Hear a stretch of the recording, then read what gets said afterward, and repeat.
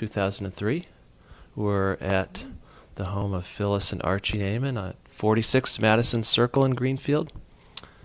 And I'm going to be asking Phyllis some questions about growing up Jewish in Franklin County and all kinds of other related things. So maybe we could start, maybe you could tell me a little bit about, and I know this is a story you've probably told a million times before to many, many people, but how your family came here and what that whole history is, Okay. as you heard it growing up. Okay. My dad's family came to Turner's Falls, actually, when my dad was a little boy. They came to Turner's Falls, of all places, because of my grandfather's health. My grandparents, my dad's parents, had come from Russia in the early part of the century in one of the waves of immigration. They went to Worcester and worked at pretty menial jobs in Worcester. And my grandmother rolled cigars in a small, cramped room, as she told it. And I don't remember what my grandfather did, some other piddly little job. And they went to Worcester because they had relatives there. And my grandfather's health was not wonderful. That's all I know about it. I don't know what was the matter with him. But it was recommended that he move out to the country for his health. And the country was Turner's Falls because my grandfather had a sister who had come to Turner's Falls with her husband, who was a doctor. And he came because he was looking for a place to open a practice, and a doctor was needed in Turner's Falls. So my dad came with his parents to Turner's Falls, and they lived up near the airport in a little house. They built a little house that's still there. And I have I have recordings of my dad telling many stories about growing up there and what it was like growing up there. My dad dropped out of school when he was on the 8th grade because his father became sicker and he had to help support the family. My grandmother was a housewife, and there were 3 kids. My dad was the oldest, and then he had 2 younger sisters. And as the boy in the family, he was supposed to be the one to support them. And their family was very poor. And my dad got a horse and buggy, and he, along with his father, drove around and collected rags and paper and sold them to the paper companies around. And again, my dad has a lot of very funny stories about, and interesting stories about collecting rags and papers from people. And he was always referred to by, there were a lot of Polish people in the area and a lot of French people. And he was referred to, he said, as the Żyd, the Jew. And that little Jew boy who came around collecting rags and papers. And he soon took over the business from his father and drove his horse and buggy and did his collecting. And he made a lot of very good friends in the area. And he remembers times that he said there were a couple of times in particular that he said his family really would have starved if they could not have borrowed money from their Polish neighbors. And I don't know how much of this you want to hear, but he said one particular story that sticks in my mind. His father sent him down to the patch in Turner's. Mm-hmm. You know where that is, the South End. And his job to go down to the patch as a little boy was to go see Mrs. Somebody. I don't know who it was, although my dad remembers, and it's on the tapes I have of him speaking. And he was supposed to go down and borrow a certain amount of money from this woman. His father had talked to the woman who had agreed to let him borrow the money. She said, "You send your little boy, and I'll give him the money." My dad told the story how he went to the woman's house, and he said he was here to get the money for Sam Rubin, for his dad, and whatever the amount was, the woman said, "You sure that's enough, Sonny? And your daddy's doesn't need more?" And he said, "Whatever my dad said." And he told the story that one time this woman reached into her bosom and pulled out the money. And my father was rather amazed at this and wondered what other goodies were in there as she pulled out this roll of money. And he said one other time he went, and he said, the women used to wear dresses that hung down to the floor at that point. And the woman picked up her skirt and took the money out of her garter. And he thought that was rather interesting, too. But he said if it weren't for the Polish people, who were very generous, and they trusted his father, he said that there were a couple of times when they really wouldn't have made it. So there was a really nice relationship. On the other hand, he told stories of, I don't know if you know, do you know K Street in Turner's Falls? Mm-hmm. That's one of the main streets.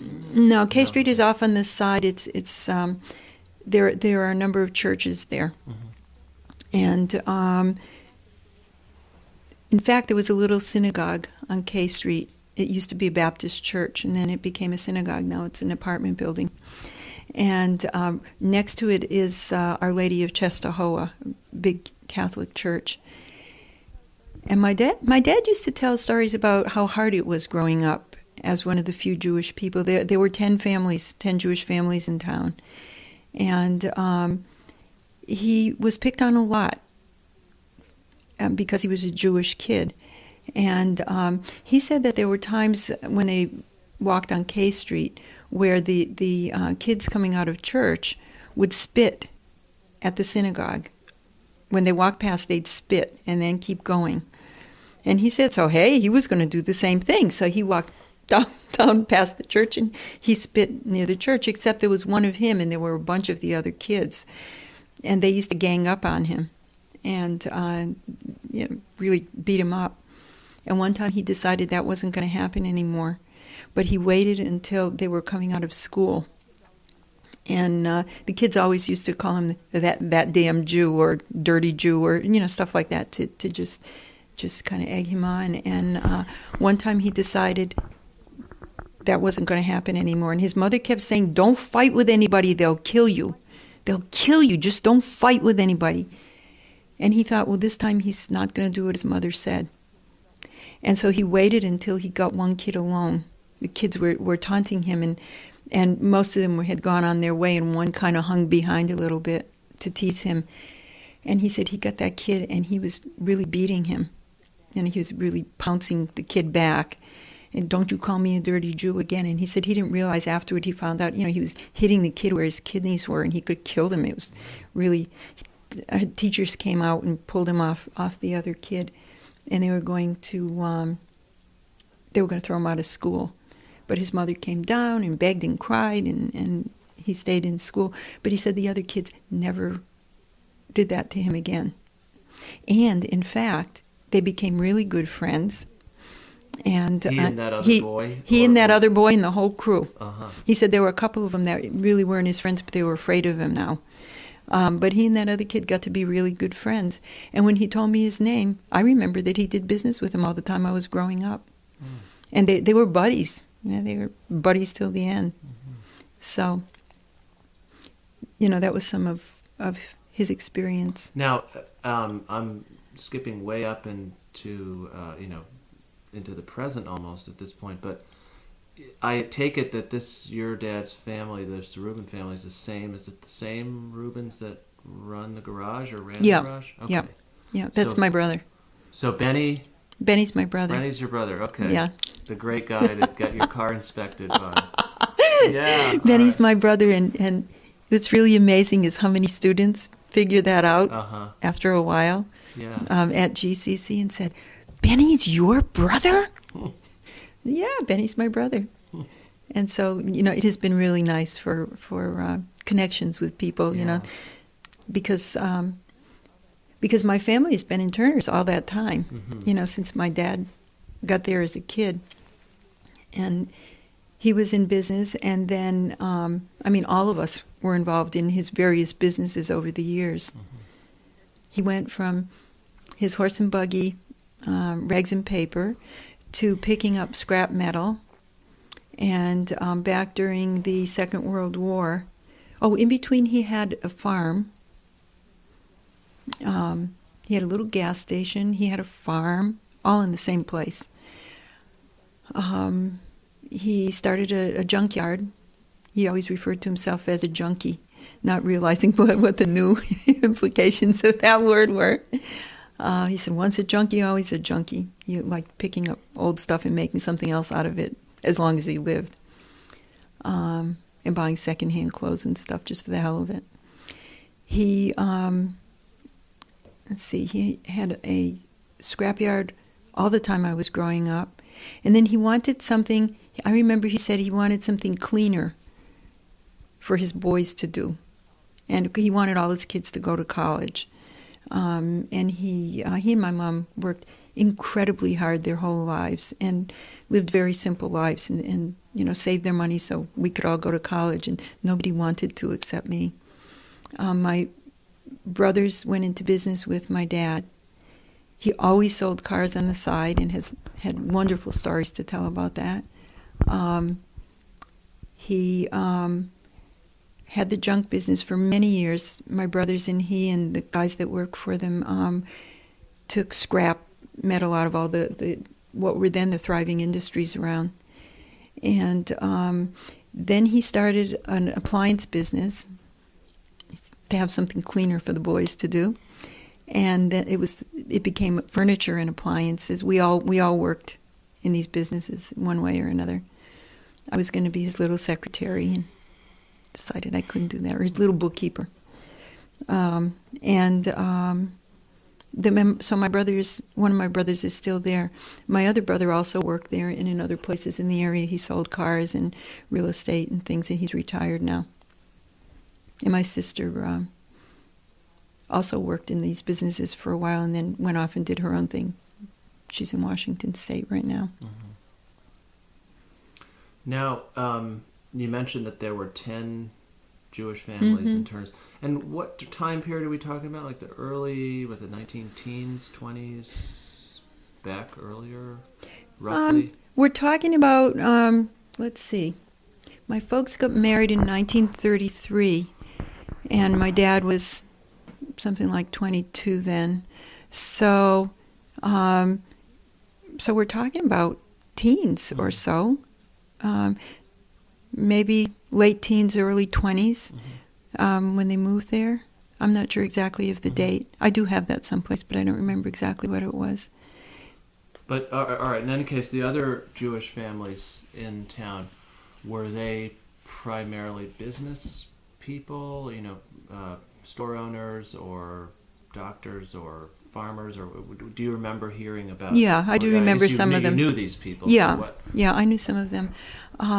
There was another guy who was a junk dealer, Julius Blasberg. I don't know if you remember Irving Blasberg, who was a part of this community in Greenfield for a while.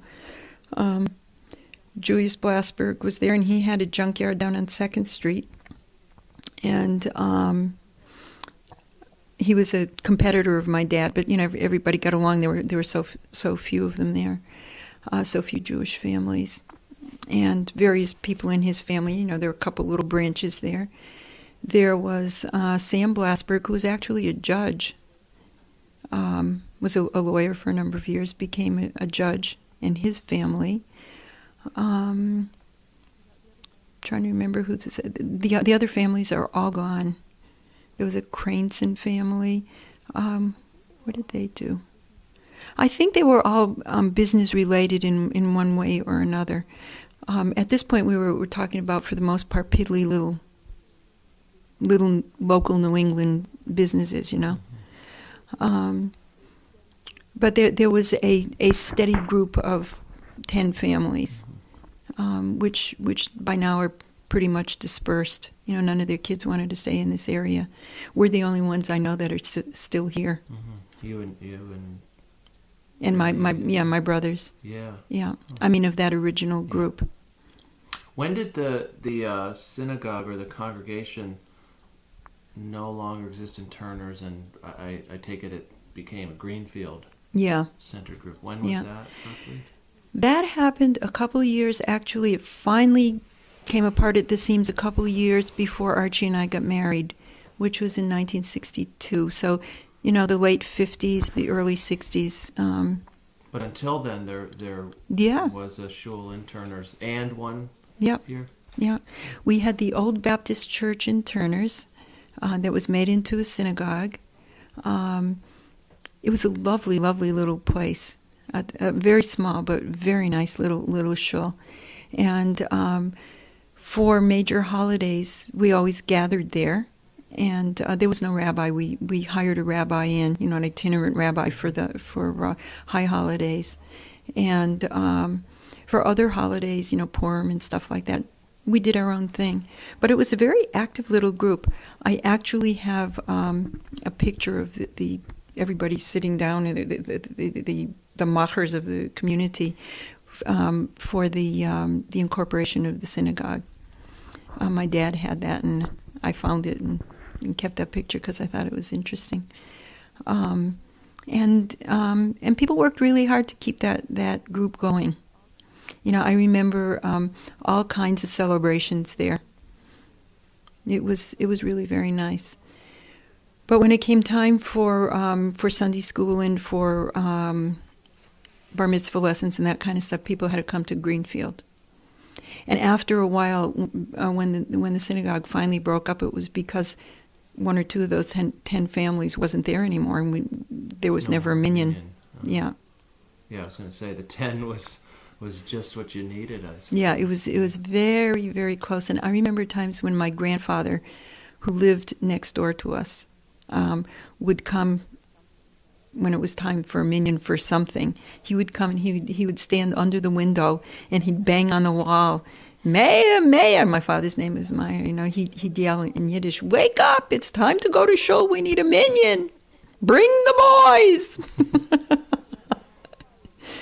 So I was very sorry to see that community close down. You know, it was it's very nice. For me, it was a very nice memory. It was a nice, close-knit community. Now, I take it at some point, I mean, I've talked to other people who grew up in Turner's Falls during that time period, and that's why I knew about the Patch and places like that. And, well, the person I talked to was, maybe you remember Lionel Gerard. Yeah. From Montague, French-Canadian. Yeah. And he would tell me about, you know, the German gang and the Polish gang, and obviously there wasn't a Jewish gang. They had barely enough people to attend the synagogue. But roughly when do you think it changed so that people like you or your brothers could walk through town and not experience what your dad told you about? I mean... Oh, that's a good question. By the time I came along, that was no longer happening. That was really no longer happening. And you know what's interesting? That even while it was... So I don't know when that change took place, but even when it was happening, my dad still felt a kind of camaraderie with those other kids, you know, and with other people in town. And until the day that they no longer lived independently, my parents always liked living in a community that was not just a little close enclave of Jewish people. You know, when they moved to Florida, a lot of Jewish people from up north moved to retire in Florida, and they want to live in little Jewish enclaves. And my parents didn't. They liked having some Jewish people around, but they really liked the mix of all different kinds of people. And because that was what they were used to, and they liked living in that kind of atmosphere. There were a lot of positive things about it as well. But my dad used to say that, when one of the reasons for the bad feelings was that in some of the churches, of course, they were still teaching at that point that the Jews killed Christ. And so after, he said you could tell when kids were coming from religious classes because they were all head up about this, and that the Jews killed Christ, so let's go beat up some Jews, And I think that over time, certainly as that changed, that would influence a different kind of treatment. But I remember growing up and definitely feeling different from the other kids. But at the same time, I had a lot of really good friends that are still good friends today. So it's not like it was all negative or all positive. It was just a fact of life that if you were Jewish, you were different. If everybody else was celebrating Christmas. I was just thinking, actually, yesterday about growing up, and some of my dad's business friends would give us, especially one family, would give us Easter baskets, and it was always during Passover. And my parents, both of whom had grown up in kosher households, kept a kosher household for a long time, and we could never eat the stuff in that. Easter kill me to look at all those little bunnies and chickies and chocolate eggs and not be able to eat them. But by God, we didn't, And I always wanted to that was back in the days when everybody got dressed, the girls got dressed up for Easter, and it was a big deal. They talked for weeks about what their new Easter dress was going to be like. I wanted one too. So in that way there was a kind of differentiation, and nobody ever in school or anything mentioned Hanukkah or Passover or anything like they do now. It was so different when our kids were growing up and we were asked to come into school and talk about the holidays and bring food and whatever. That simply, we were invisible in that way at that time. And it really felt weird. It felt like being left out of something, and all the fun of Christmas, when Hanukkah was nothing at that point. It's such a small holiday, and we didn't do much of anything at all at home. So that was really different. But I'm not sure exactly when the really nasty stuff changed, because it was before my time. Now, the house that you say your dad built near where the airport is now, at that time, was that sort of, I guess that would, certainly now, still, it's out of town. It's not really in the center of town. So he had a farm there on the premises. Yep. What do you remember hearing of, what did he grow? What did he have on that farm? He had cattle. He had cattle. He also, as I remember when I was little, I don't know what was before, but when I was really little, he had a scrapyard still, because the junk business was what he made a living at. But he also had cattle. I remember we had a big barn, and he still had cows when I was a little kid. And they were milk cows, dairy cows. And we did have a big garden.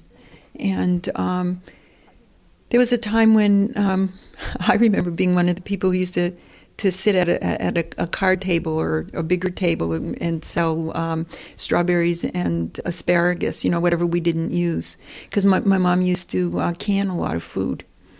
I think during the war years when things were really tight, people got along by growing food and canning it. He didn't have a huge operation. He did have quite a few cows. And he was very proud that he had gone to what was then Mass Agricultural School. Later Stockbridge, of course. He went and took some courses on taking care of his cows. And he felt really good about that, like he was on the cutting edge of technology with his cows, But after a while, he couldn't do a good job of that and expand the business that he made a living from. So he let the cows go. But he really enjoyed, having his cattle and having his gardens and his fields. He had corn and all kind of vegetables. He grew a lot. Did you know of other Jewish families who lived that kind of rural existence? Or were most of the other Jewish families you knew in town, in a place like Turner's or Greenfield? Most of them were in town. Yeah, we didn't know anybody else who was doing farming, for example.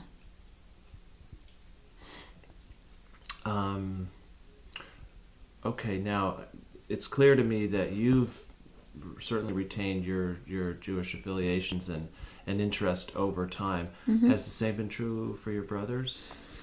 Not as much. Mm-hmm. Not really as much. Some interesting things happened along the way. They certainly were bar mitzvahed. Girls were not bat mitzvahed when I was the appropriate age. I mean, I think not around here anyway. That may have started in other places by that time, but I think my brothers weren't all that interested, and I think certainly over time it has kind of played out.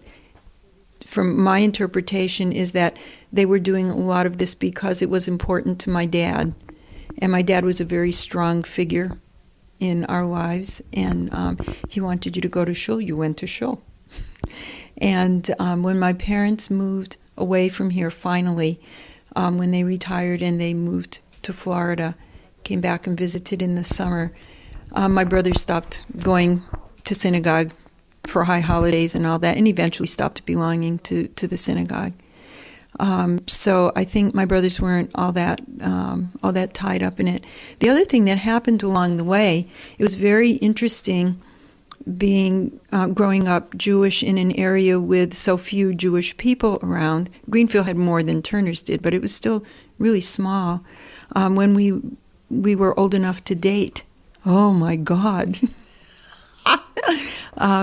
My eldest brother in high school was dating fairly seriously a Christian girl, a very nice person. And I think if my parents hadn't said no, they would have gotten married. But they didn't, because my parents couldn't imagine. You just didn't even think about that. It couldn't happen. And my parents, my dad, I must say, encouraged us all very strongly to get married very young. And part of me thinks, and always thought, that he figured the first time we went out with someone Jewish, that was somewhere near acceptable. By God, you marry him. And my eldest brother got married the year after he was out of high school to a very nice woman who she got married like 2 weeks after her high school graduation, maybe a month after. And eventually they divorced. And she was Jewish? She was Jewish, right. Yeah. And so it was acceptable that he marry her. My next brother, Benny, whom it sounds like you know, same thing happened with Benny. Benny quit school. He was, actually I think Benny's dyslexic, and nobody knew what that was then. And he had a really hard time in school. And the fact that people always said, "Are you going to be like your brother?" was not helpful. In any case, bad things happened to him in school academically, and his teachers' attitudes were, we would, my hair stands up when I think of the things they used to say to him. So Benny quit school and went to work for my dad. He always preferred working with his hands, and as you know, he's really good at it. He's a good mechanic, or he was. I don't know if he's doing it anymore. I think he has other people doing a lot of that now. But Benny also married young, married a Jewish woman from Springfield. that my parents were all happy about this. They were not happy about all the non-Jewish women he was dating, and that didn't work out. He was married for quite a while and has 3 children, but they eventually got divorced. Then I came along, and an interesting thing happened before the dating story in that one, is that my mom had always belonged to Hadassah in Greenfield, and there was some kind of a promotion at one time. Anybody who had over X number of dollars in their blue box to support Israel had their names put in a hat, and they picked somebody's name or 3 names or something to get a free trip to Israel. And my mom won a trip, and she and my dad went to Israel, never having been out of the country before, never having gone too far anywhere before. And their lives were transformed. So when I was 16 and dating only non-Jewish boys, of course, they were, like 2 Jewish guys, and you never want to date 2 people, they were afraid I was getting too involved with a Catholic boy, which I was, and they sent me to Israel for the summer through Hadassah Youth Group. That is an interesting way that they had to try to keep all their children Jewish in a place that was not terribly supportive of it. And I didn't want to go because all my friends were here. A teenager wants to be with friends. And I met Archie there. And so we also married very young. But this time it was my choice. And I got to go to college first. And he married me. We got married when we were in college. But my parents wanted that to happen so much that my father asked me to marry Archie. Archie didn't. And it's a whole nother story. But the push was always to marry young and marry Jewish. I have several relatives in Israel, because my mother was from there, or is from there. And her brother Hillel, who's always lived on the same kibbutz where they both grew up, years ago married a Dutch Jewish woman who was sent to the kibbutz for the same reason. No kidding. She grew up in the Netherlands. This was somehow her family survived the Holocaust, and her parents figured, since there weren't any Jews left in Holland, if she's going to marry a Jew, we better send her to Israel. So they did. And she did. Met my uncle, and she stayed. So that's it. Which kibbutz? Hefzibah. Don't know it. It's in the Galilee area. It's so interesting. Yeah. I wonder how many people have stories like this. Yeah, being sent. Yep. To Israel in quest of a mate. Yep. By parents. Yep. Yeah. My sister also married somebody Jewish. She also was sent to Israel. But she met a guy from Springfield who actually had a store in Greenfield here. And she married him when she just got out of high school. So the push to kind of get us all married off young to somebody Jewish worked, at least initially. 2 of the marriages lasted and 2 didn't. But that was my parents' effort to keep us all Jewish. And of course, along the way, over the generations, that has changed. We have 2 children. One is our son is married to a wonderful woman who isn't Jewish. Our daughter is married to a Jewish man who wanted to keep kosher. So it's so different. Life is interesting. It goes off in all kinds of different directions. Now, at some point, you mentioned before that when your kids were little, the school environment that they were in was such that you and Archie were being invited in to talk about Jewish holidays and so on. And I take it from what I've gathered, there was clearly a group of Jewish people who came here around the turn of the century, like your dad and your parents, and there was that group, demographically speaking. And then years and years later, it seems like, I'm guessing, somewhere around the mid-'60s, late 60s, early 70s, another group of Jewish people came, largely from cities. And I'm wondering what that experience, how that kind of transformed, from your perspective, how that transformed Jewish life in Western Massachusetts in the Pioneer Valley. Yeah, I think it opened it up a whole lot. I think things were changing by that time. The Vatican Council had, made their statement about, taking away that odious thing about the Jews killing Christ. I mean, all kinds of new ideas were floating around, and the people did move into the Greenfield area. By now, if you wanted to be affiliated with any Jewish group, it was in Greenfield. I mean, certainly there was nothing in Turner's, and we at that point lived in Greenfield.